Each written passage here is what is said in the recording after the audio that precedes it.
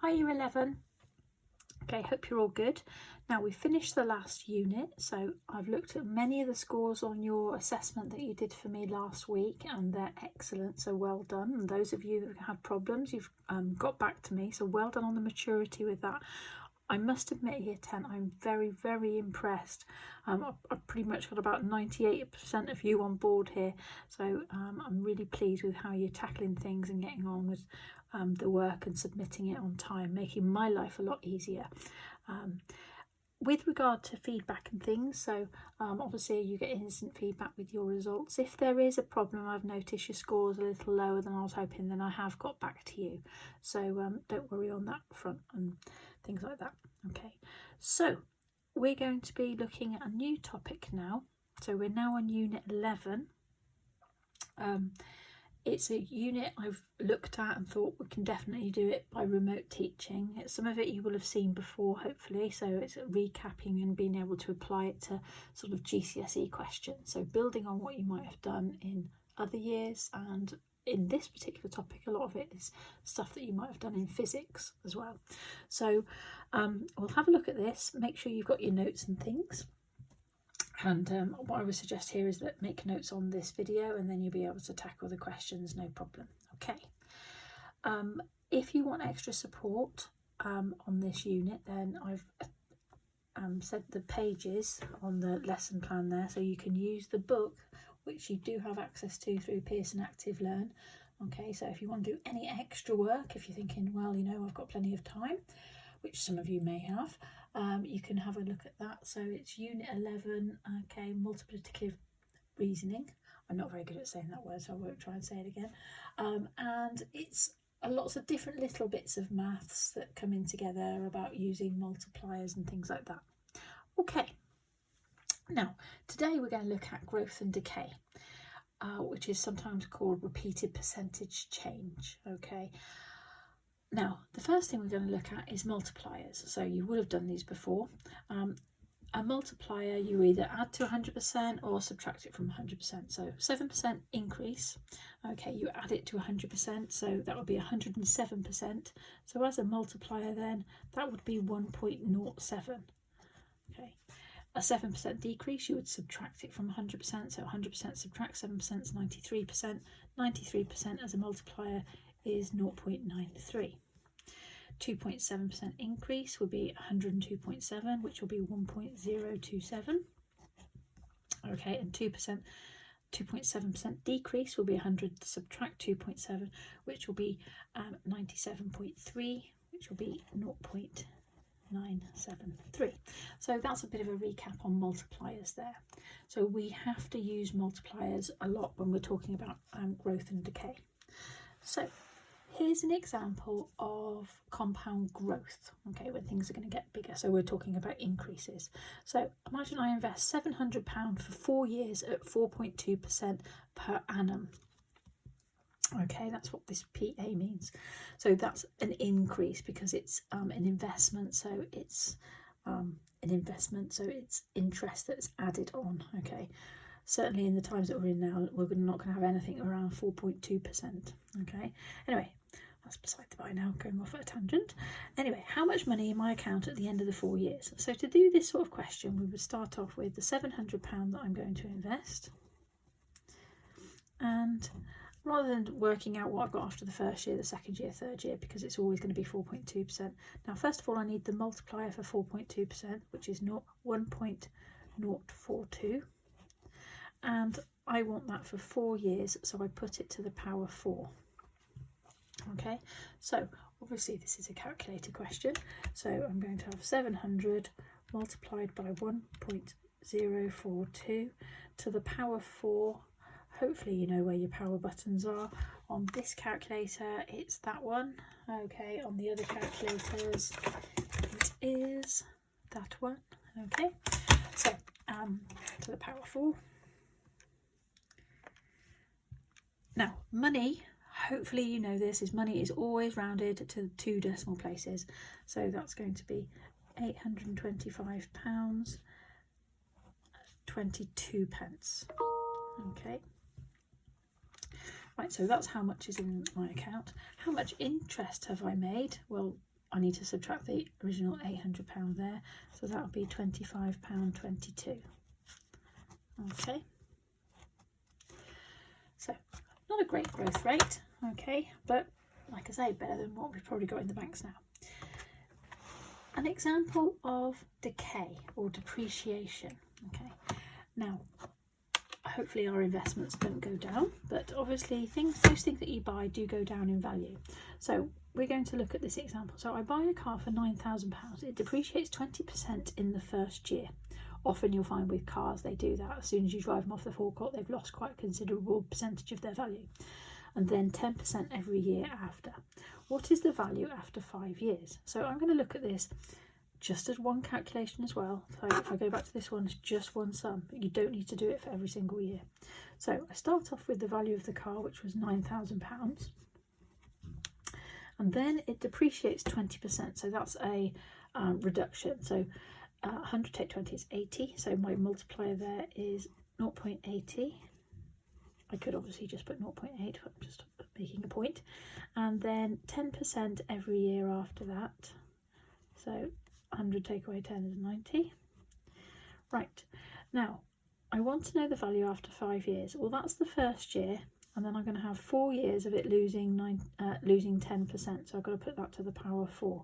So I can do it all in one stretch. Okay, so my calculator, I'm going to have 9,000 multiplied by 0.8 multiplied by 0.9 to the power 4, because that was 4 more years on top of that, which gives me a value of £4,723.92p. Okay, again, well, that was 2 decimal places anyway, so that's that one there. So sometimes we can have 2 separate ones there, so it's not just all the same percentage change. And again, you can just put it in one calculation. Right, and then overall percentage change.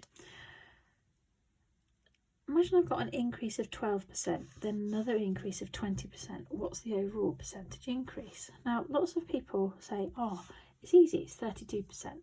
You've always got to remember in maths, if it seems too easy, it is not right. Okay, so we're going to look at this in multipliers. Now, you don't actually need to put any numbers in. You need to think about what the multiplier is. So if I had a 12% increase, that's 1.12.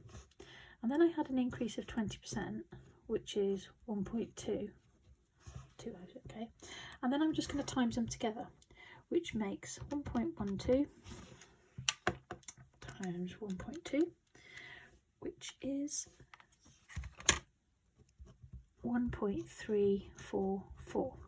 Now what does that mean? That means a 34.4% increase, okay, because the 20% was also including the 12% there.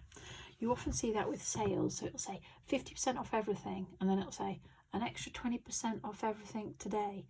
And so a lot of people go, oh, that's 70% off, but it's not.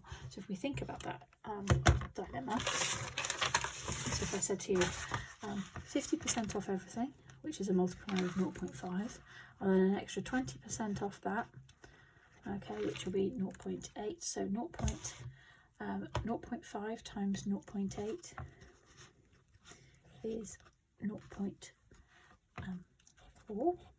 Okay, so we can see that 0.4 means a 60% reduction. Okay, so if the multiplier was 0.4, that would have meant a 60% reduction. So don't think you just add the percentages together. Right, so what I thought now we'd look at is some exam questions. Okay, right, hopefully you can see that. Now, I'm just going to do 3 of these with you, then you've got some on your own to do. So, so you can see how we would set this one out. So I've got National Bank, which is 4% every year, and I've got this one, which is 5.3 for the first and 0.8 for every year. I want to know what it is after 3 years. So if I had National Bank, okay, I'm just going to put that for short. Now I'm investing 15,000, and I want it for 4%, and that's for 3 years. Okay, that gives me 1687296. Okay. If I was using the super bank, And again, a good top tip here actually is whenever you're doing exam questions, always just have a little bit of short words or anything like that to help explain what you're doing. Some people just don't do that, and then it just makes it harder for the examiner to mark your work. So this is a bit like my depreciation of the car one. It's 5.3 for the first year, and then 0.8% for the next year after that. Now, it's for 3 years altogether, so I've got 1 year there, so I wanted another, so I've got 1 year there, so I wanted another 2 years there, okay, which gives me £16048.73. Okay, which of them is higher? Okay, that will be the National Bank. Okay, so then we always make sure we answer the question that we're asked.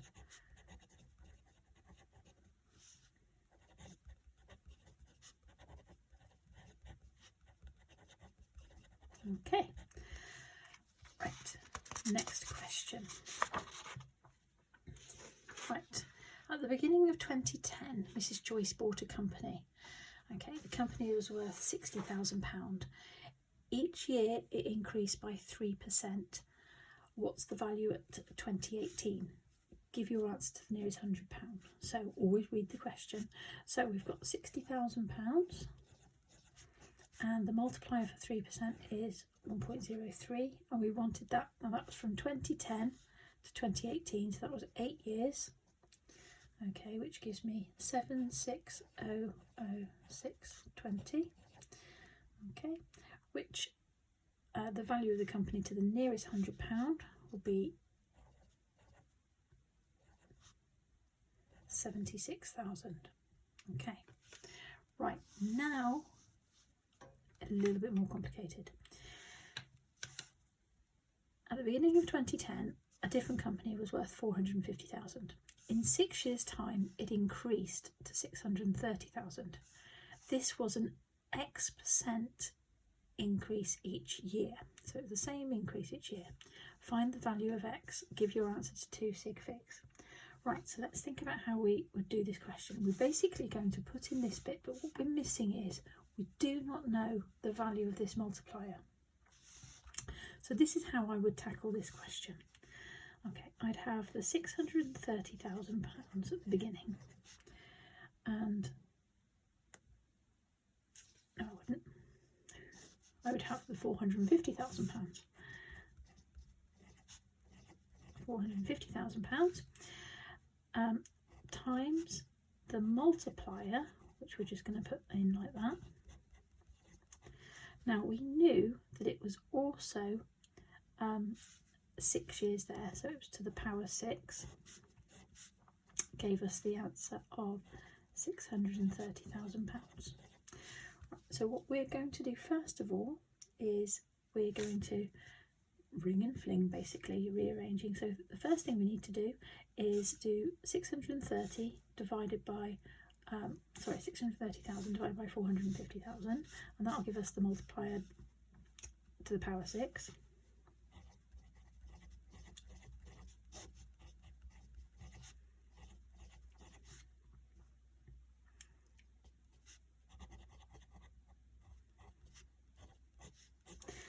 Then we need to find the 6th root of that.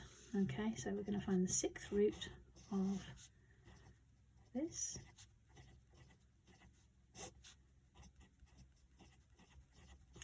Because basically ringing and flinging to get the opposite of to the power 6, we need to do the 6th root of it, and that will give us the multiplier.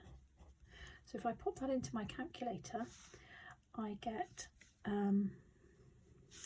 so if I put all that into my calculator, I get 1.05768, and that's going to be the multiplier. So I'm now going a bit there. Now what does that actually mean? Well, that means 5.768%. Now going back to the question, it said 2 significant figures, 5.8%. Okay, so quite a lot of marks there. Right, so that's the next bit. Okay, the last question, similarly to this one. So he invests £7,000 for 5 years. We don't know that multiplier, so let's try that again.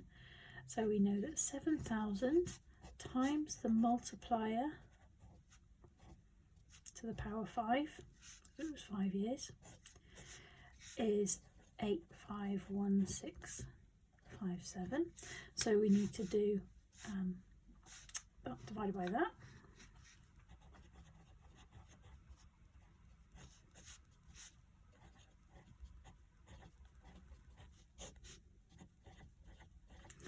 Okay, then we need to find the 5th root of it.